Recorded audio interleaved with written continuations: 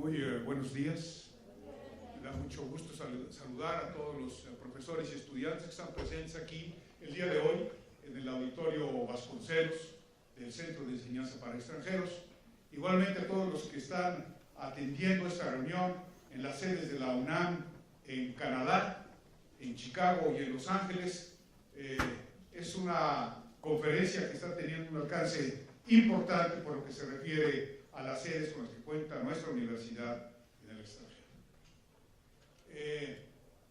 Yo soy el director de UNAM Seattle y además tengo el gusto de coordinar el programa de apoyo a los mexicanos en el extranjero, que como ustedes podrán imaginarse, estos días tiene una agenda complicada con todo lo que está sucediendo en Estados Unidos de América a partir de noviembre del año pasado. Las funciones de las sedes, además de enseñar el español y de promover la cultura, es generar el intercambio de estudiantes y de profesores. Y el año pasado, en el marco de una visita a Eastern Washington University, una universidad pública del estado de Washington que está prácticamente en la frontera con Idaho, estábamos inaugurando una exposición sobre Tláloc, una exposición que es ya propiedad del centro. Y ahí, en la recepción que nos ofreció la presidenta de la universidad, de repente alguien me fue a llamar y me dijo: fíjate que te busca un profesor de historia que ha escrito sobre México, que sabe sobre México. Y ahí, en un rinconcito de ese lugar muy agradable que formó la presidenta para la exposición de Tláloc, tuve el gusto de conocer al profesor. Y me platicó sobre un libro que estaba a punto de aparecer, que había ya terminado, que estaba en prensa, en Nebraska University Press, una editorial muy prestigiada en Norteamérica. Y me dijo: fíjate que hay varias referencias al presidente Echeverría, ¿tú lo conoces? Y le dije: bueno, pues sí, tengo el gusto de conocerlo y tengo muchos amigos que lo conocen también. Sí, pues fíjate que mi libro habla mucho de eso. Es una investigación que por muchos años he realizado en distintos archivos y bibliotecas mexicanas sobre qué pasó después del 68, qué pasó después del Tlatelolco en la relación del gobierno mexicano con los sindicatos. Y le dije: bueno, pues tienes que ir a México a presentar tu libro. Y voy a platicar con el director del Centro de Enseñanza para Extranjeros, el doctor Roberto Castañón, para que nos ayude a que esto sea posible. Y aquí está Roberto, a quien le agradezco todas sus gentilezas, sus finezas y haber hecho posible esta presentación. Lo mismo que a Carlos Navarro, nuestro coordinador de las sedes. Hoy nos acompañan en el auditorio dos queridos profesores de la Escuela de Derecho de la Universidad de Washington, la doctora Brenda Williams y el doctor Scott Schumacher. Ellos tienen posiciones muy importantes dentro de la administración de la escuela. Brenda Williams es la dean, la decana, para los estudiantes, para todo lo que son los asuntos de los estudiantes de Derecho en esa prestigiada escuela. Y el vicedecano, digamos, el vicedirector, su director, diríamos, el mexicano, es precisamente Scott Schumacher. Hoy en la mañana nos fuimos a la Comisión Nacional de Derechos Humanos para platicar sobre temas que son de la especialidad de Brenda, que es el derecho tribal. Nosotros diríamos aquí en mexicano el derecho indígena. Y es tan poco lo que sabemos nosotros de cómo jurídicamente, legalmente, se conducen las comunidades indígenas en Estados Unidos, y ellos saben tan poco de lo que hacemos nosotros aquí, que hemos planeado para el año próximo tener un primer encuentro para discutir qué temas tenemos que discutir en materia de derecho indígena. Y bueno, está junto al profesor Lente, que voy a presentar en un momento más, a Jennifer Lente, su esposa, su distinguida esposa, que además es urbanista y que ha vivido, junto con yo, hace una larga temporada en la colonia Narvarte. Me han sorprendido con lo mucho que conocen de la Ciudad de México. Le decía yo a Joseph hace un rato: fíjate que yo soy azcapotzalco, soy chintoloro, a mucha honra. Es una de las zona postal era 16, ya no existen las zonas postales, pero era la zona postal 16. Y jugaba béisbol en la Liga Petrolera. Era yo hermano, pero iba yo a jugar de catcher con los tilingos de la Petrolera. Y me dice, Joseph, ¿y conociste la biblioteca 18 de marzo? Porque así se llama la refinería 18 de marzo. ¿Conociste la biblioteca 18 de marzo? Y dije, oye, yo pensé que ahí solamente había tanques de gasolina y tubos para refinar el petróleo. Dice, también hay una muy interesante. A ese grado de detalle ha llegado la investigación de Joseph Luty, distinguido profesor de historia de Eastern Washington University. Los archivos y las bibliotecas en las que trabajó para producir Redeeming the Revolution, The State and Organized Labor in Post-Tlatelolco, México, es absolutamente impresionante. Este es un puro trabajo de investigación al que quizás los mexicanos nos hemos asomado relativamente poco. ¿Qué tanto hemos historiado esa época tan importante de México? Quizás mucho sobre el 68, los antecedentes del 68, pero ¿qué tanto después? Sobre todo en esta relación del gobierno mexicano con los sindicatos. Es el trabajo de los hace un momento platicaba que para nosotros, estudiantes de Derecho, el producto más sensible de esa época post-Tlatelolco se llama la Ley Federal del Trabajo de 1970, que escribió el ilustre Mario de la Fuente, precisamente con todas esas ideas que habían surgido del movimiento estudiantil de 1968, masacrado Tlatelolco en la. Podría pasarme mucho rato presentando a Joseph Luty, pero creo que lo mejor es darle a él el micrófono, porque ustedes escucharán en un magnífico español de la colonia Narváez, con acento chintoloro, el gran trabajo de investigación que ahora él pone a nuestra consideración. Sus libros están a la venta allá afuera, y bueno, sin más, agradeciéndole enormemente su visita, es para mí un gusto cederle la palabra al autor de este libro, el doctor Joseph Luty.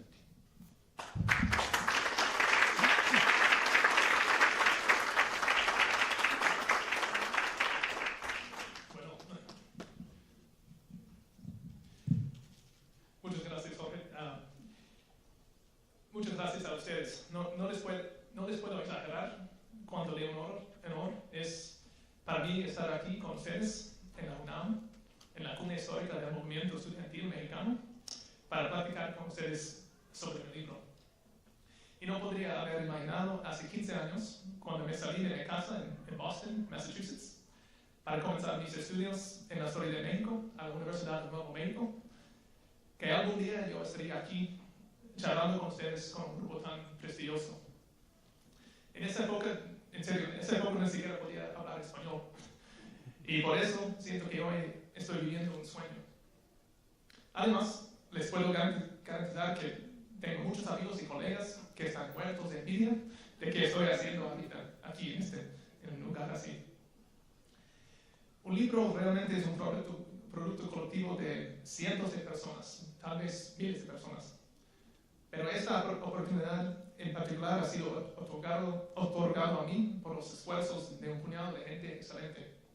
Primero, me gustaría enviar gracias a mi profesora y consejera, doctora Linda Hall, ella que me introdujo al mundo de la historia mexicana, y tal vez ese nombre suena familiar a ustedes. Aparte de ser una historiadora muy bien conocida en ambos lados por sus estudios históricos sobre la Virgen de Guadalupe, Dolores del Río, en la industria petrolera en México, fue doctora Hall, al parecer, quien escribió una gran parte de la tesis licenciatura del presidente Peña Nieto. ¿Sí se acuerdan de eso? Sí. No. En parte que se trató del papel del presidencialismo en el desarrollo del derecho durante el mandatario de Álvaro Obregón. También debo una deuda enorme de agradecimiento a mi querida esposa, señorita Jennifer Mesa, quien conocí aquí en la Ciudad de México hace mucho, cuando se llamaba el DF, en estos días, y quien ha sufrido con paciencia y amor los años largos de investigación y redacción de este libro.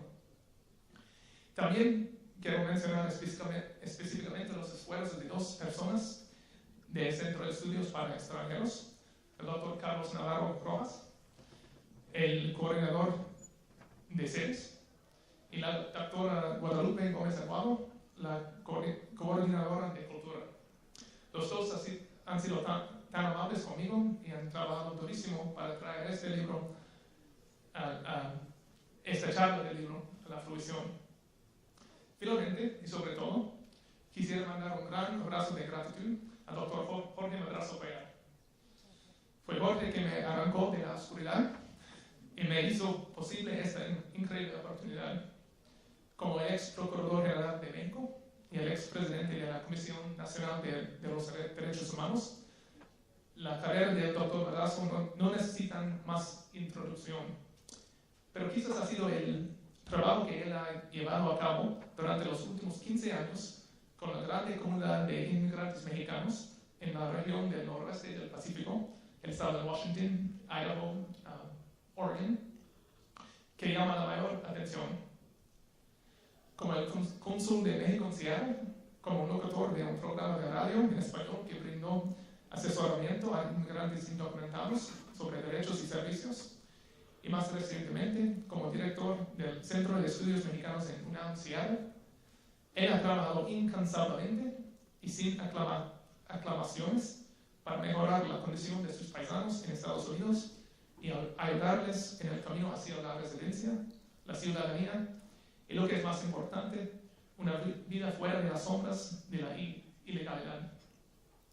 Por todas estas razones y más, quisiera pedirle que aplaudamos a Jorge, algo que él merece ricamente.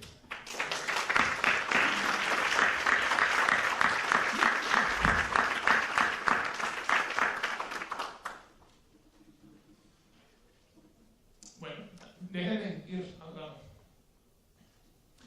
Para presentar este libro, me gustaría pasar un momento introduciendo los términos y teorías principales que informan sus conclusiones. Y para hacer esto, por favor, permítanme leer un poco directamente el texto. Y por supuesto, el libro está escrito en inglés, entonces, esto es como leer el texto de acuerdo de Google Translate. Bueno, los redentores y las profecías de la redención han sido centrales en la narrativa mexicana. Escogiendo entre muchos, el regreso predicho de Totiltzi, el señor Tolteca, avergonzado y exiliado en el siglo X, y la esperada resurrección de Emiliano Zapata, el revolucionario que fue emboscado y asesinado en 1919, fueron visiones que hicieron un cambio histórico en México mucho después de que los redentores hubieran salido del escenario. Los redentores caminan entre los mexicanos incluso hoy, según nos dicen, y este sello está aplicado frecuentemente al subcomandante Marcos y Andrés Manuel López Obrador, personajes que han sufrido reveses políticos o personales en sus vidas y cuyos esperados avivamientos son factores en el drama moderno mexicano. Redentor y redención son conceptos que se originaron en el mundo latino de cristianos y paganos. El verbo redimir y el sustantivo redentor connotan significados religiosos, por definición. La historia nos informa que el acto de redimir fue llevado a cabo por miembros de comunidades religiosas designados para rescatar cautivos cristianos de los sarracenos, un tribu sirio que vivía en los bordes del Imperio Romano y robaba a la gente para exigir rescate. Un redentor, entonces, era uno que pagó el rescate y liberó a un compañero creyente de la esclavitud y la perdición. Diccionarios también definen al redentor simplemente como algo que redime, aunque la definición redentor explica que el redentor por excelencia, Jesucristo, fue él quien redimió la humanidad por medio de su pasión y muerte. Dado que Cristo es entendido por la mayoría de los católicos hispanohablantes como el redentor máximo, no es sorprendente que los mexicanos hayan otorgado ese honor a otras figuras religiosas.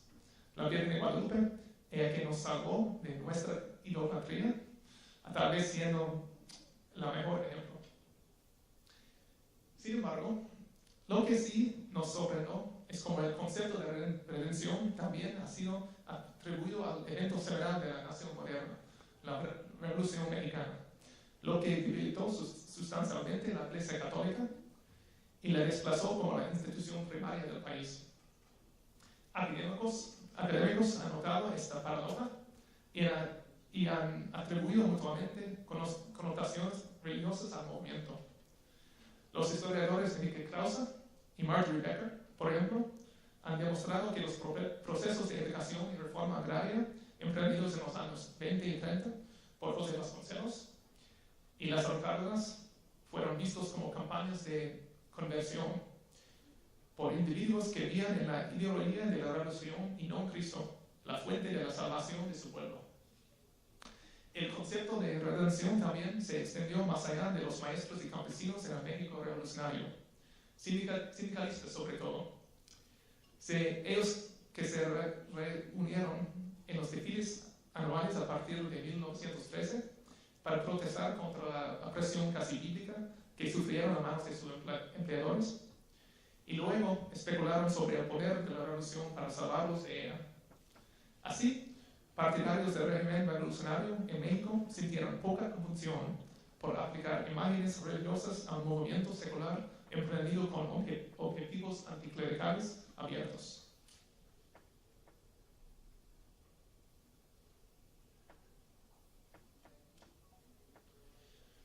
Y ahora hay más al punto. ¿Cuál es el tema y la tesis de este libro? Este libro vincula la búsqueda histórica del Estado mexicano de redención con el estado cambiante de los obreros organizados en el siglo XX. Los constructores estatales que comenzaron en 1917 actuaron para hacer análogos dos paradigmas, la nación y la revolución mexicana, para redimir el concepto anterior y mostrar a los sindicalistas que el régimen que surgió de estos últimos podría ser una fuerza de bien y un libertador de justicia social. La metónimo que resultó, la de la Revolución Nación, hizo varias cosas. Primero, se estableció la legitimidad del régimen, se consolidó la lealtad de los trabajadores hacia él y últimamente se reforzó su autoridad a partir de entonces. El proceso fue efectivo, pero produjo rendimientos disminuidos con el paso del tiempo. Este libro enfatiza exactamente como un momento de parteaguas el asesinato de cientos de estudiantes en el distrito de Tlatelolco en el 2 y 3 de octubre de 1978 desencadenó una crisis de legitimidad que obligó líderes para restablecer sus credenciales revolucionarias con la clase obrera, que fue un sector solo tangencialmente conectado al baño de sangre. Al final de cuentas, sostengo que en ese ámbito de crisis fueron los trabajadores organizados quienes se convirtieron en los principales beneficiarios de las políticas post-Tlatelolco. Y con tres cosas. Primero, la promulgación y aplicación de la nueva Ley Federal del Trabajo de 1970. Segundo, la participación de millones de trabajadores en eventos políticos de masas. Y últimamente, la postura percibida obrerista del gobierno. Así fue restaurada la relación simbiótica histórica entre el gobierno y el sector laboral organizado.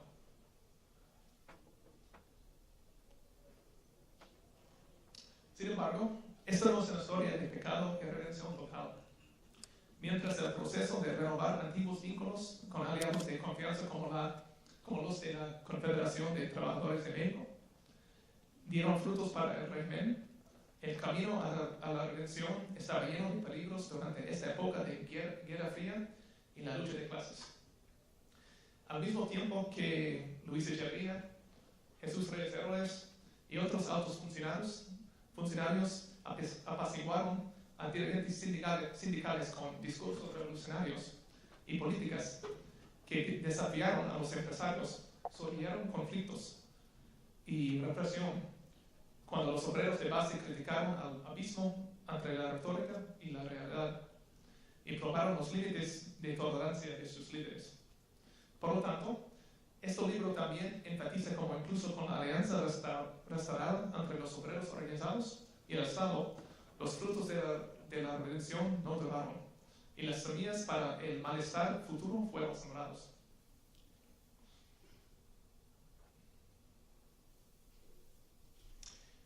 Y ahora hay un más al grano. ¿Por qué es interesante este libro?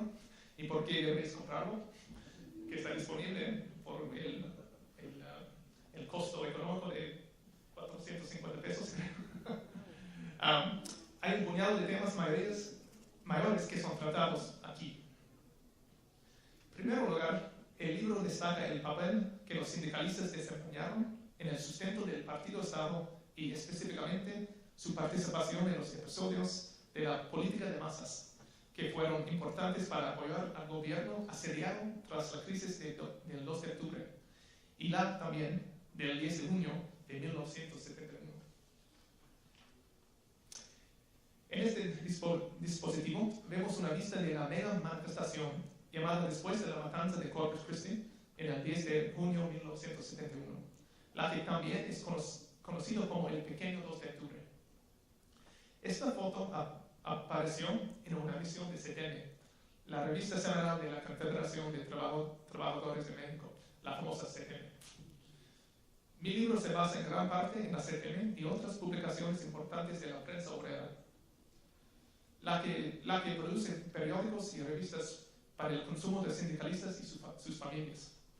En la mayoría de los casos, la prensa obrera publicó historias que enfatizaban la conexión crítica entre el Estado y los sindicatos y sus miembros.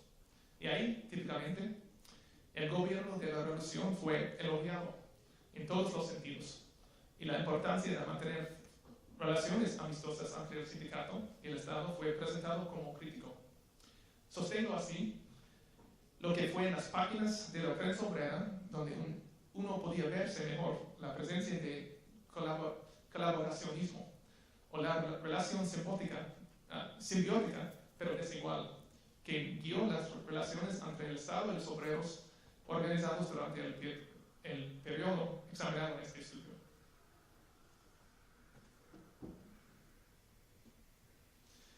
Una otra parte de este libro se dedica a describir los detalles de la lucha retórica que fue llevado a cabo entre las fuerzas del trabajo y las fuerzas del capital.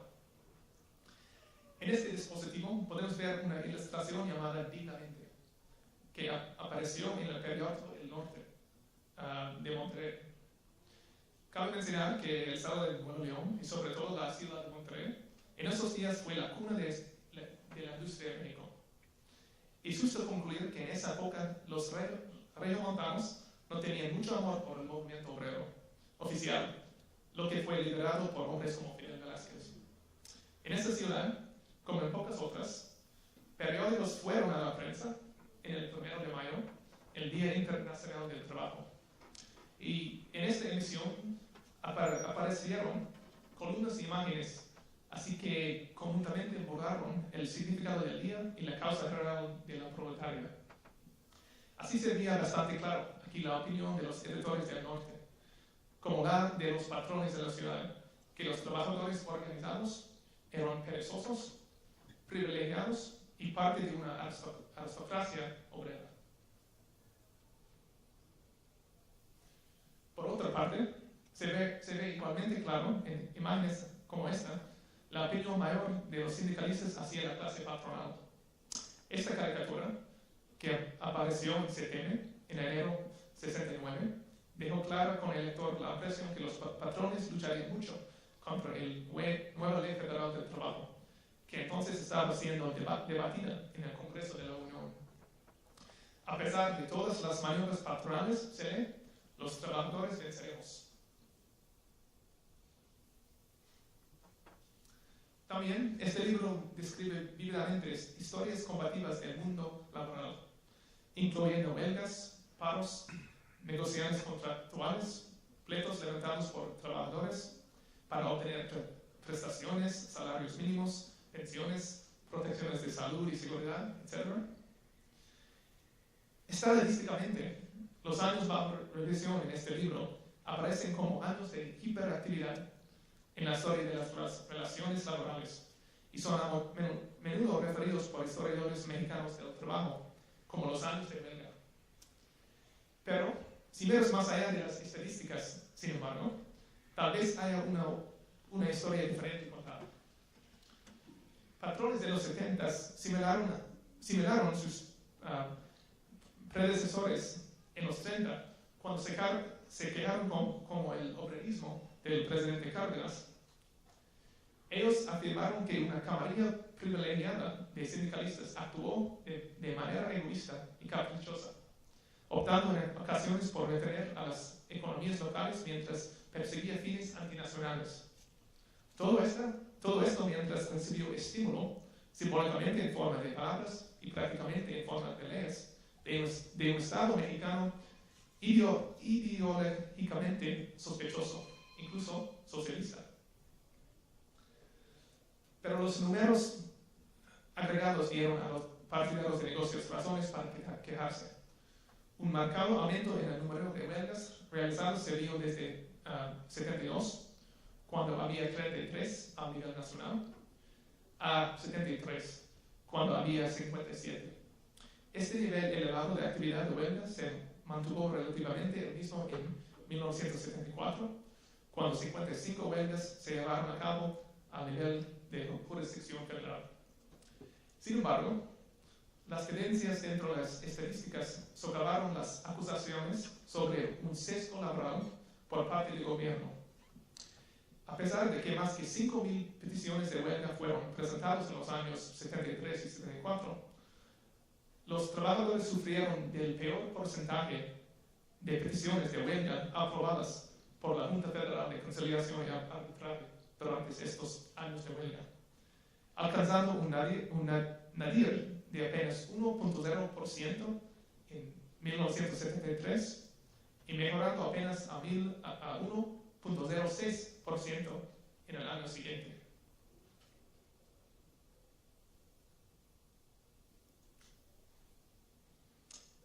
El hecho de que los trabajadores de los años 70 amenazaron a levantar huelgas a ritmo sin precedente, a pesar de enfrentarse históricamente a grandes probabilidades de éxito, es revelador. Es evidente que en la nueva Ley Federal del Trabajo les dio nuevas garantías que creían que podían ganarse a través de la acción colectiva. Este libro se enfatiza como el gobierno de Luis Echeverría tomó medidas extensas para restablecer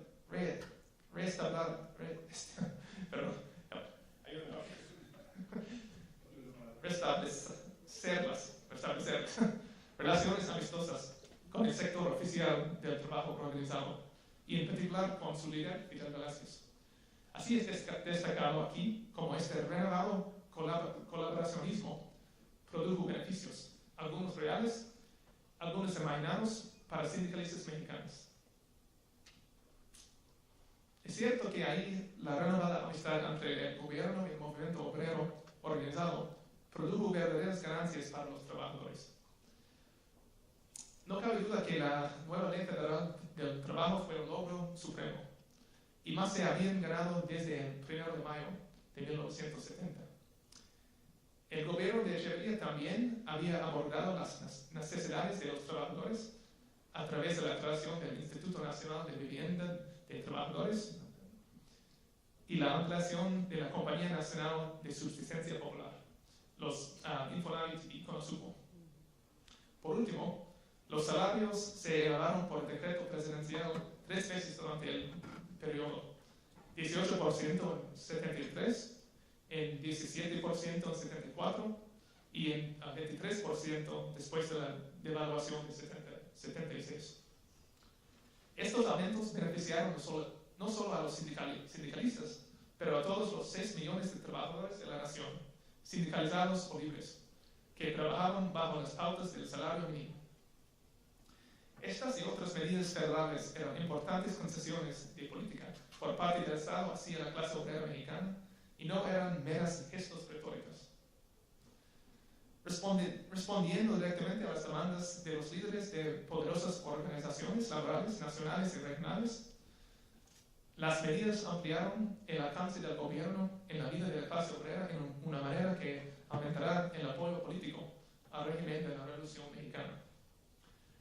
Para tanto, hay que señalar que el colaboracionismo, la amistad renovada que surgió entre el gobierno y los sindicatos oficiales después de Tlatelolco, dio las ambiciones que existían dentro del movimiento obrero y las luchas emprendidas por trabajadores que militaban fuera de los parámetros establecidos por la Secretaría del Trabajo. Lo interesante es considerar cómo la tendencia reformista del régimen echeverrista creó espacios para que los sindicalistas desafiaron a sus líderes y amenazaron el statu quo laboral. A raíz de Tlatelolco, y frente a una grave crisis de legitimidad que aflige al régimen mexicano, Luis Echeverría emprendió una campaña presidencial prometiendo una apertura democrática en el país, tanto en su sistema político como en las relaciones laborales. Además, él prometió que no se metería en los procesos electorales internos de los sindicatos.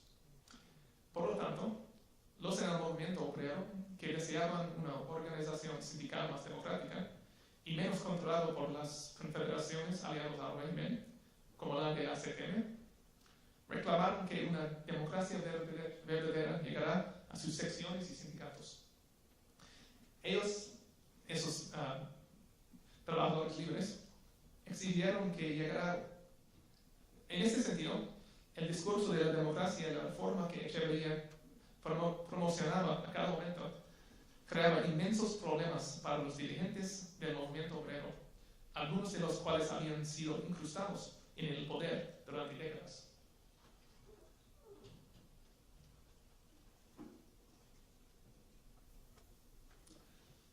Las promesas presidenciales de una apertura democrática inspiraron a los sindicalistas a resistir la colaboración a través de la ética de la sumisión que se les impuso y probaron el tejido del colaboracionismo en una manera real.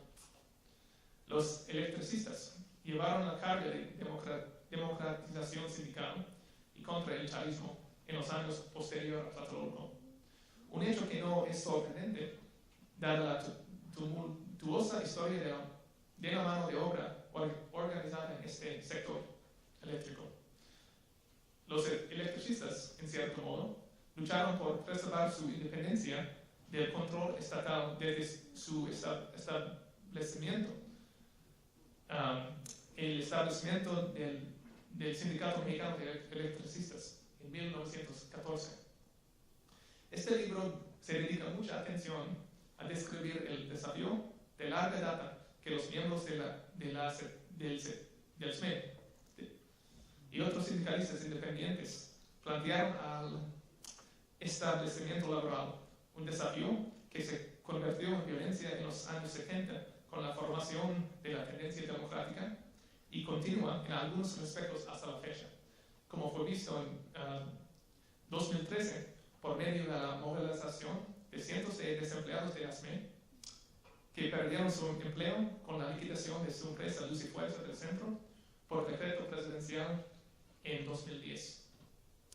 Claramente vemos una consistencia ideológica al comparar los pancartas izadas por miembros del SME en 1976 y por sus sucesores en 2013.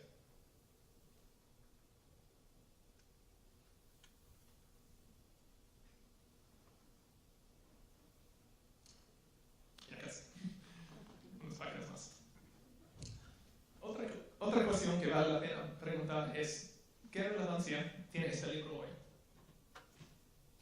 Por último, y algo con una especie de relevancia contemporánea en la era de Trump, es la discusión de este libro sobre el populismo y específicamente el uso de la retórica por políticos y dirigentes sindicales para que vincularse y sus regímenes al legado de la Revolución Mexicana. Esta tendencia nos suena familiar hoy, ¿verdad? Y muchos de nosotros aquí ahora estamos muy familiarizados con los esfuerzos actuales de unos políticos que tratan de vincularse o a sus gobiernos con un legado de una época anterior, un tiempo que se percibe ampliamente como mejor o más heroica, tal vez, que el presente en que nosotros vivimos. Ciertamente la búsqueda de Echeverría para redimir los principios de la Revolución Mexicana, como se oía tan comúnmente en su refrán constante, la Revolución Mexicana y la Constitución de 1917, arriba y adelante, tiene un tono familiar populista. En un sentido similar, la tendencia del presidente mexicano y de la primera dama a vestirse en ropa popular, él en su guayabera constante y ella en su vestido de tehuana ocasional, también contribuyó a su búsqueda para conectar con el pueblo mexicano, el campesino, el maestro y hasta el azucarero.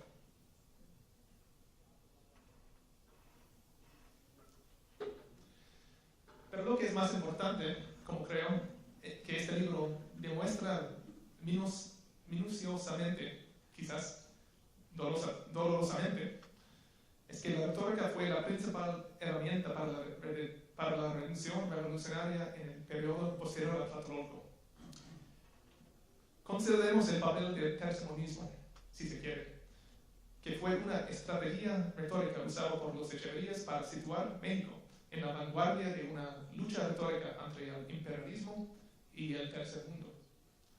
Esta búsqueda culminó en lo que sería la más extensa misión extranjera de la presidencia echeverrista, viéndolo visitando, junto con la primera dama, 14 de los países en desarrollo más destacados del mundo, en particular China y la India, en 3 continentes durante un mes y medio. Famosamente, los Echeverrías concluyeron su paseo por el tercer mundo en el 17 de agosto de 1975, con una visita a Cuba y su presidente Fidel Castro, el primer jefe indiscutible de los redentores latinoamericanos. En La Habana, el presidente mexicano recibió un desfile en su honor que movilizó la maquinaria cubana de la política de masas y contó con música, discursos y pancartas para celebrar la solidaridad latinoamericana. Pero, como tantas otras estrategias políticas emprendidas por Echeverría durante su presidencia, los resultados retóricos no coincidían con la realidad a veces. Mientras la mayoría de los empresarios del 75 se lamentaban en las páginas de opinión de los periódicos y algunos trabajadores celebraban la defensa de su gobierno de los pobres y explotados, los indicadores económicos demostraron que la nación no se acercaba al socialismo. Lo que es más, los datos económicos sobre el desempleo, la inflación y los salarios relativos confirmaron lo que la mayoría de los trabajadores habían sospechado durante mucho tiempo, que en realidad estaban peor económicamente en 75 de lo que habían sido en el inicio del sexenio de Echeverría en 70. Bueno, déjame concluir así. ¿Cómo fue redimida la revolución? Fue exitosos, en otras palabras. Los gobiernos que precedieron en México en los años inmediatamente posteriores a la masacre de Tlatelolco, en contrastar la crisis de legitimidad que los acosó por restablecer ciertos principios de la revolución. Tal vez lo hicieron, tal vez no lo hicieron. Y tal vez tendrán que comprar un libro si quieres la respuesta de esa pregunta. Pero si lo hicieron o no, sin duda trataron de hacerlo. Y buscaban formar alianzas con los trabajadores para hacerlo. En última instancia, este libro llega a la siguiente conclusión. En total, la retórica adoptada por los políticos y reproducido en la prensa obrera blandía una reputación del régimen que fue un factor sobresaliente en la historia de las relaciones laborales post-Tlatelolco.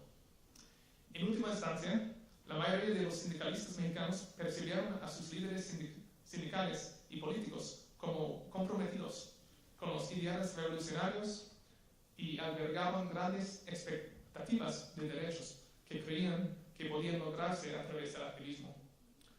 Era la expectativa de apoyo estatal y no la existencia probada de la misma, que llevó a los trabajadores sindicalizados a buscar continuamente ganancias. Aun cuando sus perspectivas de éxito en el arbitraje bajaron a niveles históricamente bajos, era la retórica tanto como la realidad que dio la mayoría de la actividad sindicalista en la era. La retórica, en definitiva, lo que se hablaba, imprimía y representaba visualmente, tenía un impacto real en la influencia del pensamiento, acciones y vidas de los millones de hombres y mujeres que se formaron en los sindicatos de México en el periodo posterior al 2 de octubre de 1968. Gracias.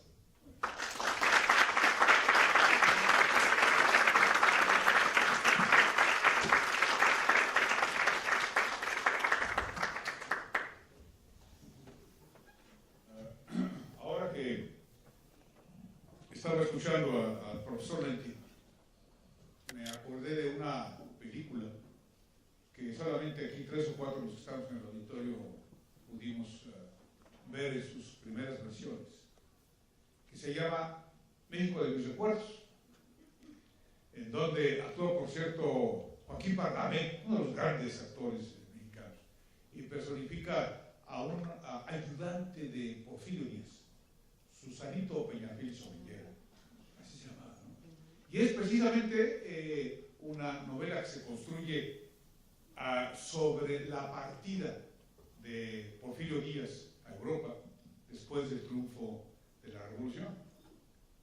Y creo que, hablando ya de la época post-Tlatelolco, los sentimientos son precisamente esos, ¿no? México de mis recuerdos, ¿no? Eso es lo que va uno almacenando. Yo viví la época de Echeverría, yo viví la época de post-Tlatelolco, y no solamente post-Tlatelolco, sino pre-Tlatelolco y Tlatelolco, siendo un joven de la secundaria. Cuando estábamos convencidos que ahí íbamos a cambiar a México y que íbamos a hacer de México un país democrático. Y era el sueño de estudiantes en segundo de secundaria, ¿no?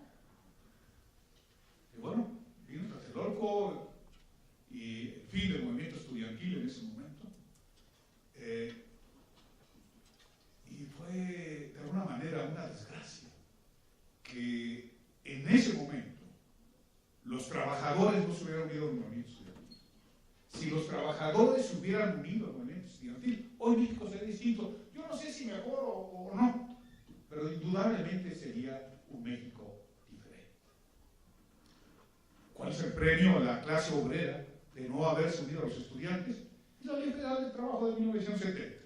Esa es la recompensa a que el movimiento obrero no se unió al movimiento estudiantil. Y ahora con esta moderna teoría del what if, ¿no? What if. ¿Qué si las cosas se hubieran dado de manera distinta? ¿Qué si realmente el movimiento estudiantil hubiera conseguido el apoyo sustancial de algunos segmentos de la clase obrera? Yo creo que de algo sirve imaginarse, porque en este país hoy hay por lo menos 40 millones de pobres, muchos de ellos viviendo en la pobreza extrema. Y por lo menos nos gustaría escuchar que alguien se ocupa profesional, seria, sistemáticamente de ellos.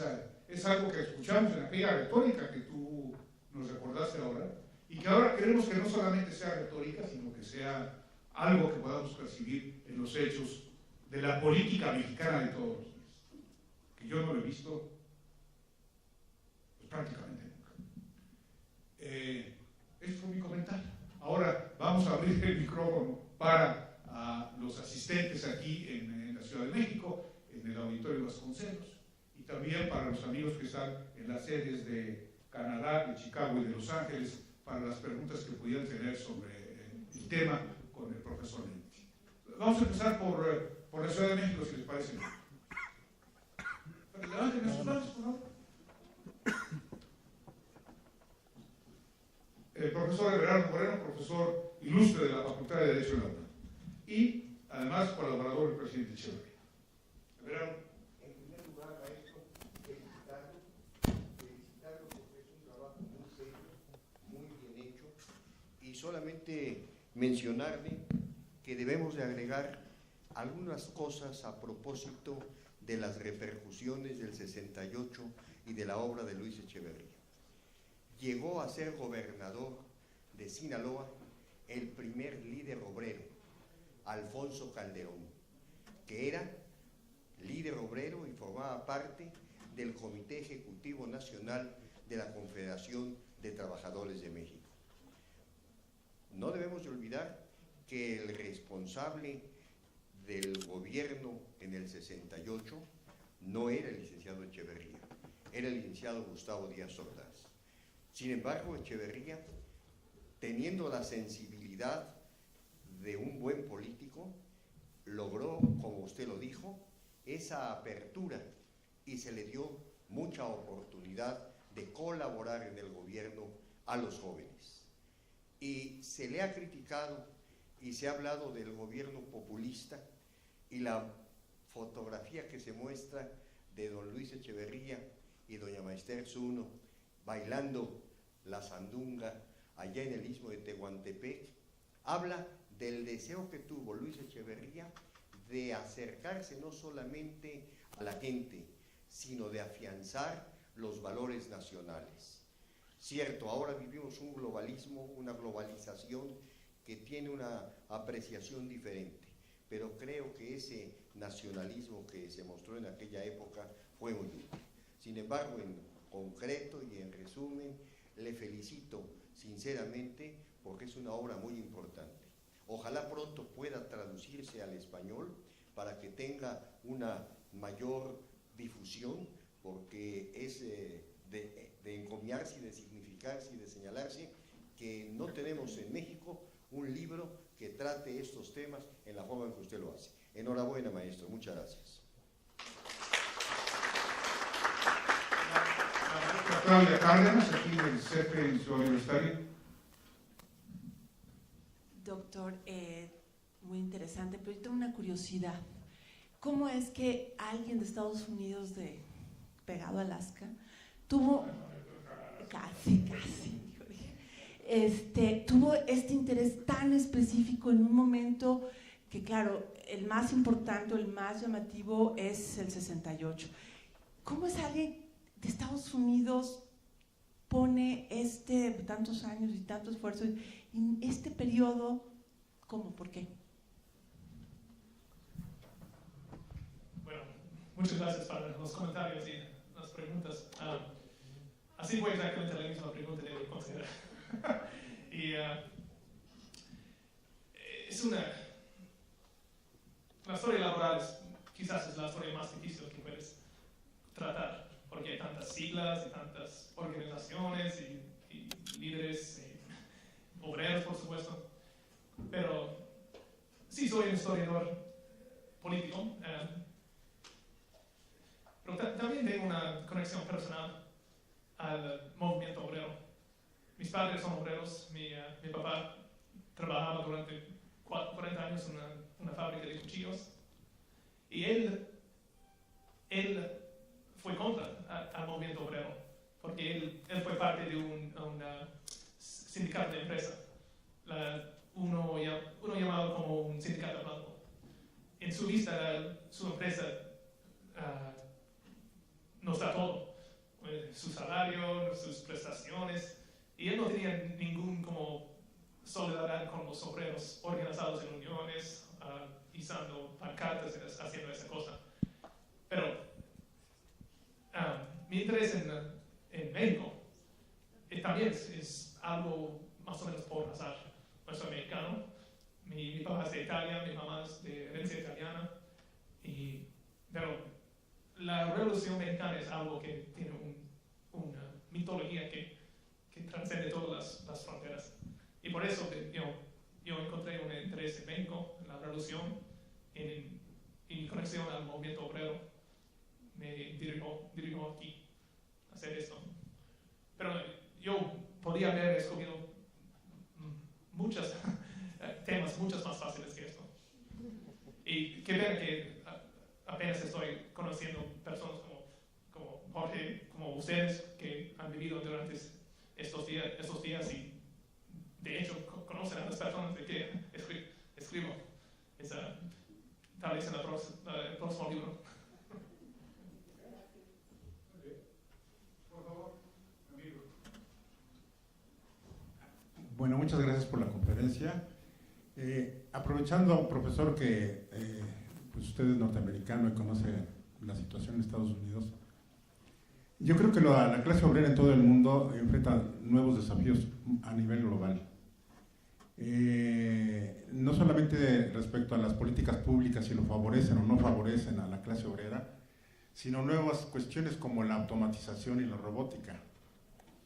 ¿Cómo están enfrentando los obreros en Estados Unidos esta situación que puede producir desempleo, pero que también presenta ventajas? No sé si la economía tiene que organizarse de otra manera.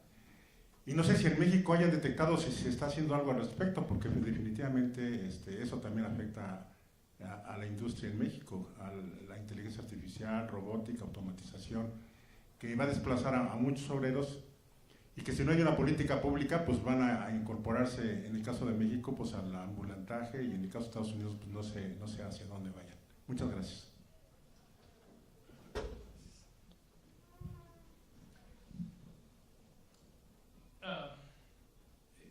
Lo que es bien interesante a mí es que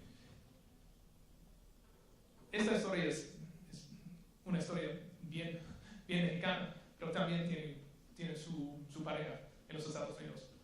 Ahí es un lugar, un país también que se ha visto el movimiento obrero que está disminuyendo año tras año.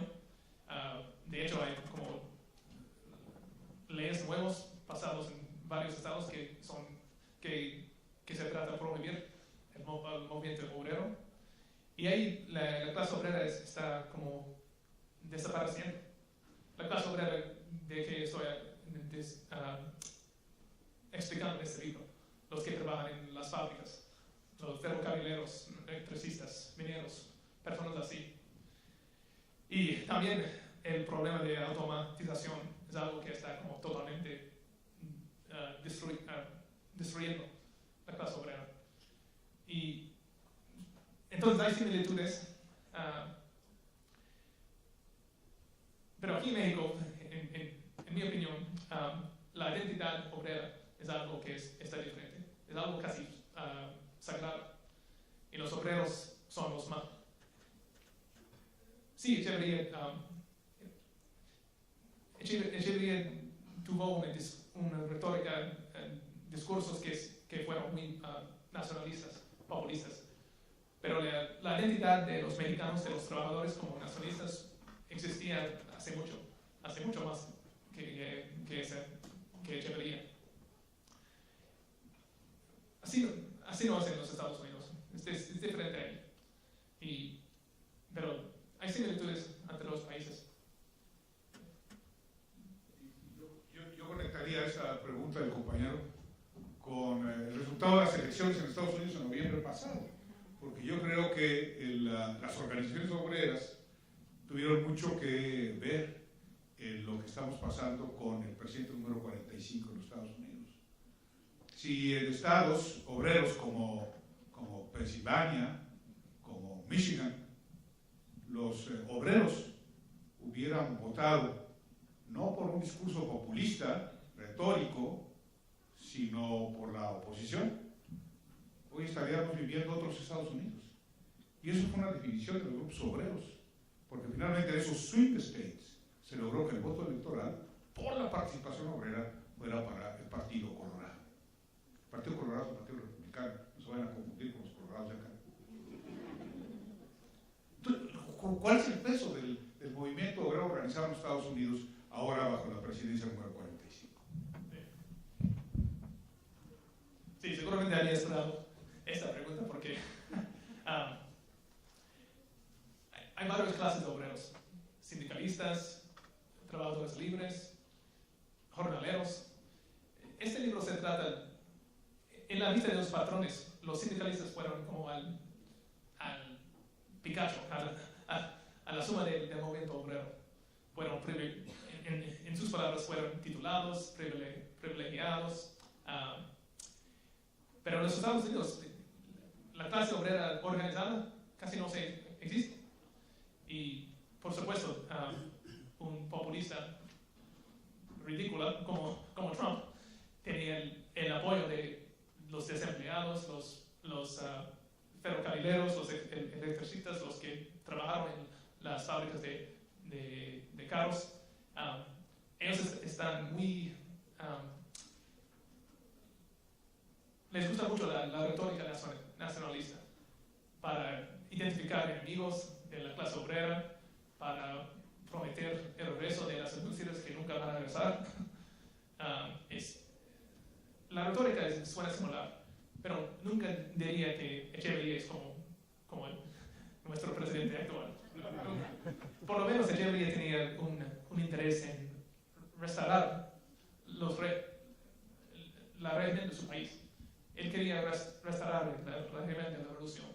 Trump no quiere nada más que la fama, el poder político. No tiene una agenda, no tiene un plan para hacer algo, solamente quiere la fama de sus partidarios. Y por eso, en ese sentido hay diferencias grandes. Me gustaría preguntar a las sedes en Canadá, en Chicago o en Los Ángeles, si tienen alguna pregunta. No sé, Carlos, ¿cómo podríamos adivinar eso? No llegó ningún mensaje. Luego hemos estado checando y no llegó ninguna pregunta. Mensajes seguramente los mandamos como señales de humo. Hay que ver cómo está afuera el clima.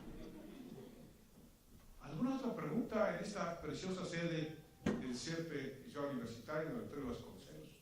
¿Qué hubiera pasado si Vasconcelos gana la elección? ¿Hubiéramos tenido al presidente Echeverría? Yo me entretengo mucho con el Juan, porque sueño por un México distinto, ¿no? En una de estas podemos realizar esos sueños. ¿Algo más? Bueno, pues muchas gracias. Primero al autor. Creo que el libro es magnífico, les invito para que lo compren. ¿Cuántos de ustedes leen bien inglés? Hoy el inglés es una materia obligatoria para los estudiantes de la universidad, porque además esto les abre las puertas para las grandes universidades norteamericanas. Qué bueno que es así. Léanlo, lean el libro, es una gran oportunidad. Al mismo tiempo ese libro es una tarea enorme. Tiene como 120,000 libras de palabras. Pero lo bueno es que no les vamos a hacer exámenes, pues. Gracias, Joseph. Gracias, Jorge. ¿Sí? Jorge, hay una pregunta de la UNAM Chicago. Oh, muy bien, adelante. El maestro Óscar Alatriste pregunta que si el autor puede mencionar algo sobre el surgimiento del sindicalismo independiente de la UNAM. Muy bien, aquí estás el mero...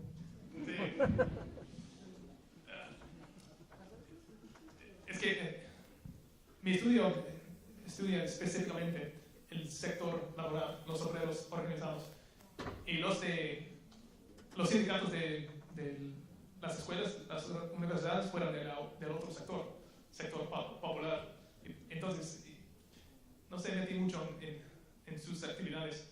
El primer capítulo es llamado como Tlatelolco y se describe cómo se ha pasado antes de la implementación de la ley federal, nueva ley federal del trabajo.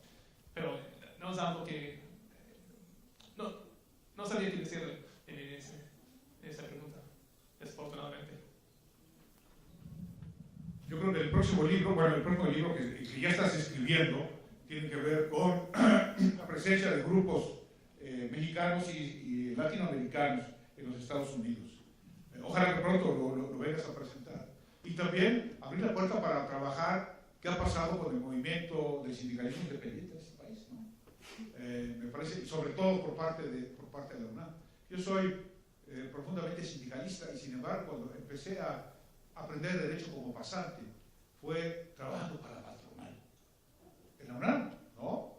Y yo era el representante de la patronal, así me decían los compañeros del UNAM, en las comisiones de conciliación de tabuladores y siendo la contraparte aprendí a apreciar el movimiento sindicalista independiente de este país. Bueno, ¿ya? Muchas gracias a los amigos de Canadá, de Chicago, de Los Ángeles.